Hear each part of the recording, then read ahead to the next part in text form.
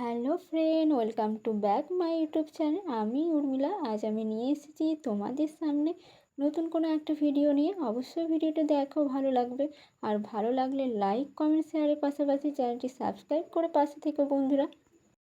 ভিডিওটি শুরু করার আগে তোমাদেরকে বলবো বন্ধুরা, তোমরা কেমন আছো আর কে কোথা থেকে আমার এই ভিডিওটি দেখছো অবশ্যই জানিও।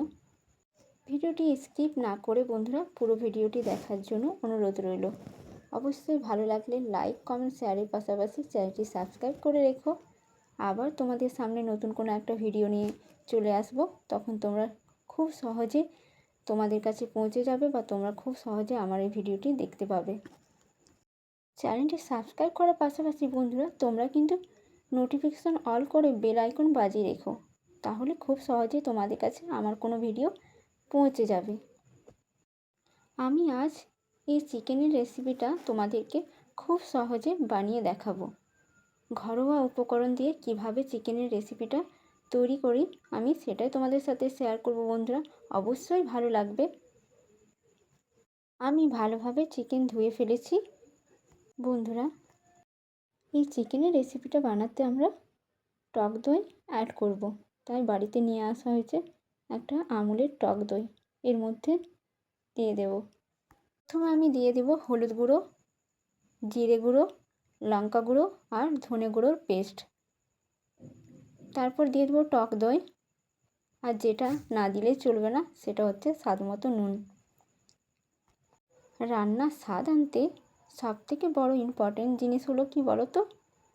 স্বাদ মতো নুন। যেটা না দিলেই কোনো রকমভাবে রান্নার স্বাদ আনা যাবে না, তাই স্বাদ মতো নুন দিতে হবে, ওটা কিন্তু বন্ধুরা ভুলো না। এরপর এর মধ্যে দিয়ে দেব আগের থেকে কেটে রাখা পেঁয়াজের টুকরো, কুচি কুচি করে রেখে দিয়েছিলাম আগের থেকে, সেই পেঁয়াজের কুচিগুলো দিয়ে দেব বন্ধুরা। এখনও কিন্তু কিছু উপকরণ অ্যাড করতে বাকি আছে, সেগুলো দিয়ে ফেলবো একে একে। চলো তাহলে, এই যে আগের থেকে মিক্সিতে পেস্ট করে রাখা আছে আদা, পেঁয়াজ, রসুন, জিরে, সব পেস্ট করে আগের থেকে রাখা আছে, সেটাও দিয়ে দেবো এর মধ্যে। তারপরে ভালোভাবে আধ ঘন্টা ম্যারিনেট করে রেখে দেব।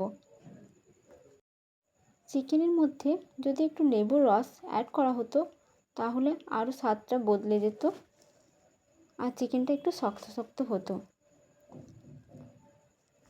আমি কিন্তু লেবুর রস অ্যাড করতে ভুলে গেছি, তোমরা পারলে একটু লেবুর রস অ্যাড করে দিও, খুবই ভালো হবে তাহলে, আর চিকেনটি খেতেও খুব সুস্বাদু হবে। আমি তো ভালোভাবে মেখে নিয়েছি। এরপর যেটা বাকি আছে লাস্টে দেওয়া, সেটা হচ্ছে সরষের তেল। ভালোভাবে সরষের তেল একটু দিয়ে দিলাম। সরষের তেল দিয়ে আমি আবার ভালো করে মেখে নেব, তোমাদেরকে মাখাটা দেখাচ্ছি না বন্ধুরা। এরপর দেখো আমি আগের থেকে নুন হলুদ মাখিয়ে রেখেছি আলুর মধ্যে। প্রথমে আলুগুলোকে ভেজে নেব।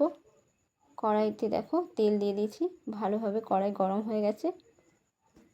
এরপর কড়াইয়ের মধ্যে দিয়ে দিব একটা একটা করে আলু, তারপর ভালোভাবে ভেজে নেব ওলট পালট করে। ভালোভাবে ভাজা হয়ে গেলে আলুগুলো তুলে নেব একটা পাত্রে। ভালোভাবে ওলট পালট করে আমি ভেজে নিই আলুগুলোকে। ভাজা হয়ে গেলে একটা পাত্রে তুলে নেব।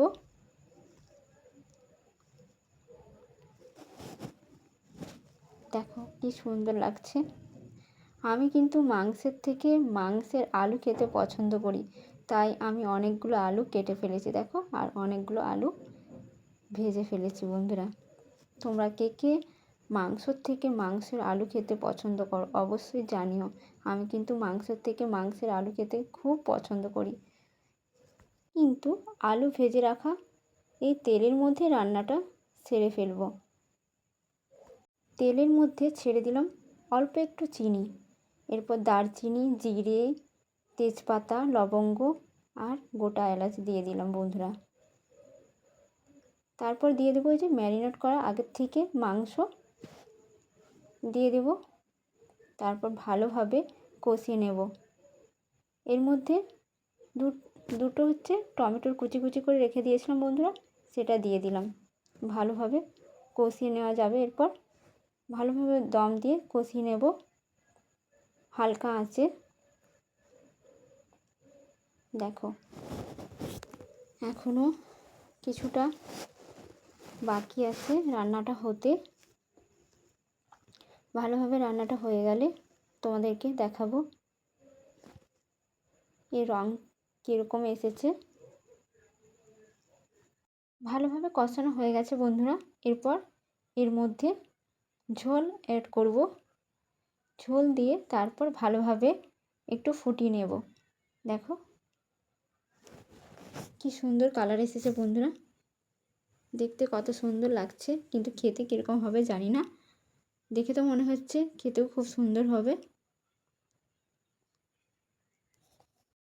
এরপর বাড়িতে থাকা অল্প ধনেপাতা দিয়ে দিলাম বন্ধুরা। আর নামাবার সময় দিয়ে দেবো গোটা গরম মশলা বেটে দিয়ে দেব রান্নার মধ্যে। চলো রান্নাটা কমপ্লিট পুরোপুরি। দেখো দেখতে কত সুন্দর লাগছে। চলো টাটা বাই বাই, সবাই ভালো থেকো, সুস্থ থেকো। আবার নেক্সট ভিডিও নিয়ে তোমাদের সাথে হাজির হব অন্য কোনো দিন। এখন রেখে দিলাম। সবাই ভালো থেকো, সুস্থ থেকো, টাটা।